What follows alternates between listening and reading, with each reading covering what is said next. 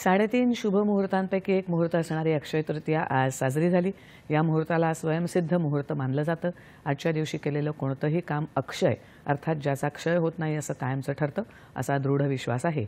त्यामुळे आजच्या दिवशी विविध वस्तू, सोनं यांची खरेदी केली जाते। तसंच गृहप्रवेशासाठी आजचा दिवस शुभ मानला जातो। अक्षय तृतीयेला आखा तीज असंही म्हटलं जातं। हिंदू पौराणिक कथेनुसार त्रेतायुगाची सुरुवात अक्षय तृतीयेला झाली होती। तसंच आजच्या दिवशी विष्णूचा 6वा अवतार समजल्या जाणाऱ्या परशुराम यांची जयंतीही साजरी केली जाते। दरम्यान अक्षय तृतीयेनिमित्त पुण्यातल्या दगडूशेठ हलवाई गणपतीला आज 11,000 आंब्यांचा महानैवेद्य दाखवण्यात आला। यावेळी गणपतीची मूर्ती आणि मंदिर परिसरात आंब्याची आकर्षक आरास करण्यात आली। आज पहाटे गायिका मनीषा निश्चल यांनी गायन सादर केलं। गणपतीला वाहिलेल्या आंब्यांचा प्रसाद ससून रुग्णालय, वृद्धाश्रम, अनाथाश्रमातली मुलं तसंच गणेश भक्तांना प्रसाद म्हणून वाटण्यात येणार आहे।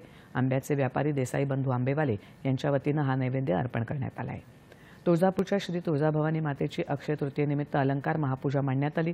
तुळजाभवानी मातेला ऐतिहासिक अलंकार घालून आंब्याची आरास करण्यात आली। उत्तराखंडमधली चारधाम यात्राही आजपासून सुरू झाली आहे।